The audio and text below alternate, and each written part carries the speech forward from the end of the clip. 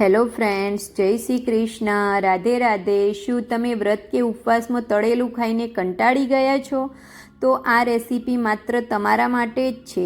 તો આજે આપણે બનાવીશું દૂધીના ફરાળી ઢોકળા, એ પણ હેલ્ધી ઢોકળા. તો તેની માટે મેં એક મિક્સચર જાર લઈ લીધું છે. તેની અંદર આપણે 1 કપ મોરૈયો એડ કરી દઈશું, તેને સામો પણ કહેવાય છે. અડધો કપ સાબુદાણા એડ કરી દઈશું અને આને મિક્સચર જારની અંદર કરકરું વાટી લેવાનું છે.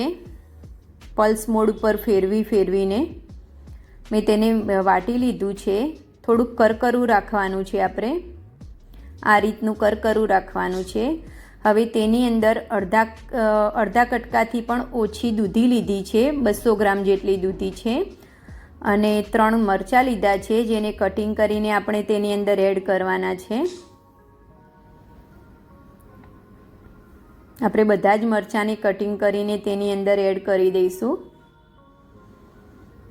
અડધો કટકો આદુનો લીધો છે, તેને પણ કટિંગ કરીને એની અંદર એડ કરી દઈશું. 1 કપ જેટલું દહીં છે, તેને પણ અંદર એડ કરવાનું છે.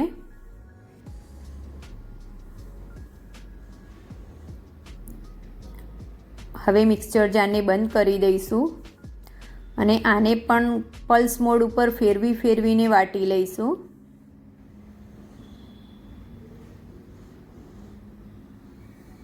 મેં વાટીને રેડી કરી લીધું છે. હવે તેની અંદર 1.5 ચમચી જેટલી સાકર એડ કરીશું. હું ખાંડનો ઉપયોગ નથી કરતી એટલે સાકર એડ કરી છે. જો તમે ખાંડનો ઉપયોગ કરતા હોય તો તમે ખાંડ પણ લઈ શકો છો. 1 ચમચી જેટલું મીઠું પણ એડ કરી દઈશું.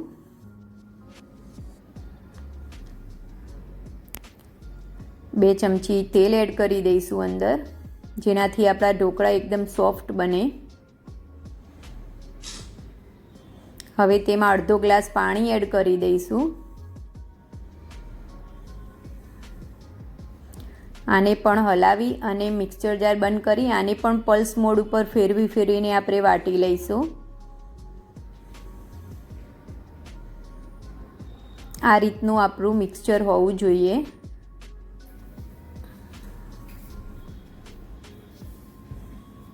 હવે આને બંધ કરી અને આપણે 10 મિનિટ રેસ્ટ માટે મૂકી દઈશું.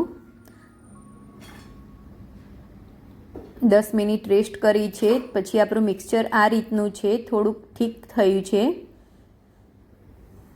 હવે તેને એક પેનની અંદર નીકાળી લઈશું.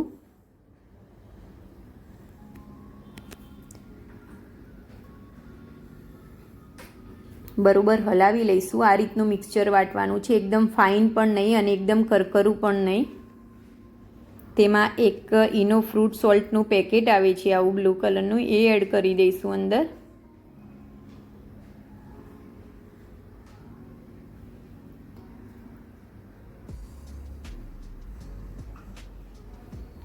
તેને બરોબર હલાવી લઈશું. એક જ ડાયરેક્શનમાં ફેરવી અને હલાવી લેવાનું છે. મેં ઢોકળિયામાં પાણી મૂકી દીધું છે ઉકળવા માટે. હવે આપણે એક પ્લેટ લઈ લઈશું.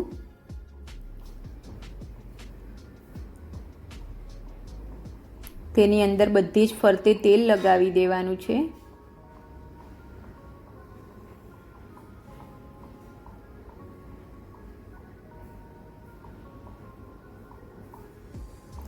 મેં આટલા બેટરમાંથી 2 પ્લેટ તૈયાર કરવાની છે, એટલે હું અડધું બેટર રવા દઈશ અને બીજી પ્લેટમાં કાઢી લઈશ. પ્લેટને હલાવી લઈશું.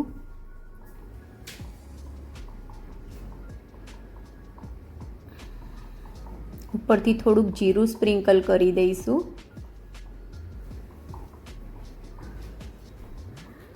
આપણું પાણી ઉકળી ગયું છે ઢોકળિયામાં, તો આ પ્લેટને ઢોકળિયાની અંદર મૂકી દઈશું બફાવા માટે.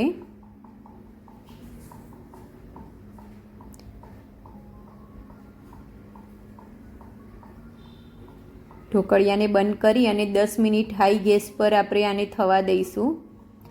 10 મિનિટ થઈ ગઈ છે. હવે આપણે ચેક કરીને જોઈ લઈશું.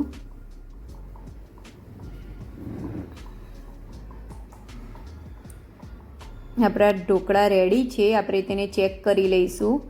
આપણું ચપ્પુ એકદમ ક્લીન નીકળ્યું છે, મતલબ આપણા ઢોકળા રેડી થઈ ગયા છે.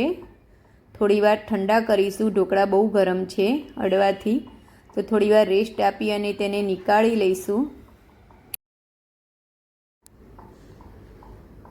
આપણા ઢોકળા નીકાળી લઈશું. મેં ઢોકળા નીકાળી લીધા છે. તેની ઉપરથી ધાણા લગાવી દઈશું.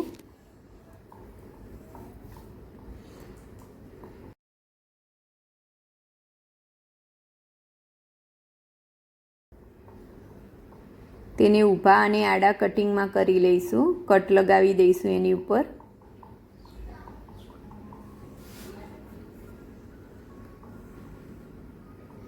હવે તેનો વઘાર કરી લઈશું આપણે.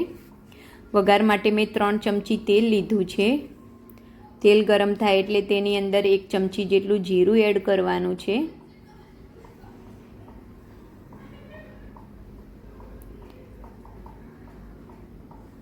જીરું ફૂટવા લાગ્યું છે આપણું, તો તેની અંદર 3 મોટા સમારેલા મરચાં એડ કરી દઈશું.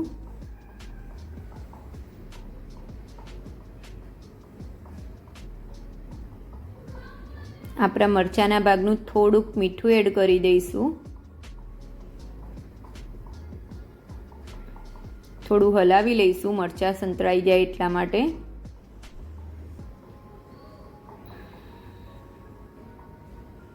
હવે તેની અંદર 2 ચમચી જેટલા તલ એડ કરીશું. મેં તલને લાસ્ટમાં જ એડ કર્યા છે, જેથી તે ફૂટી અને બહાર ના નીકળે. હવે ગેસ બંધ કરી દઈશું.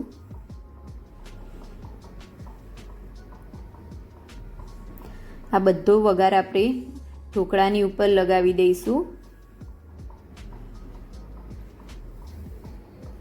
આમાંથી અડધો વઘાર મેં બીજા ઢોકળા માટે રાખવાનો છે. હવે એને ચમચીની મદદથી બધી જ બાજુ ફેલાવી દઈશું વઘારને. મેં 2 પ્લેટ રેડી કરી છે, એટલે અડધો વઘાર મેં એની માટે રાખ્યો છે. તો ફ્રેન્ડ્સ, રેડી છે આપણા ઢોકળા. કેટલા સરસ બન્યા છે. મેં તેને ગ્રીન ચટણી સાથે સર્વ કર્યા છે, ફરાળી ગ્રીન ચટણી સાથે. જો ફ્રેન્ડ્સ તમને મારી આ વિડીયો ગમી હોય તો મારી વિડીયોને લાઈક કરજો અને મારી ચેનલને સબસ્ક્રાઈબ કરજો. જો કેટલા સરસ ઢોકળા થયા છે આપણા. Thank you. Bye bye. જય શ્રી કૃષ્ણ.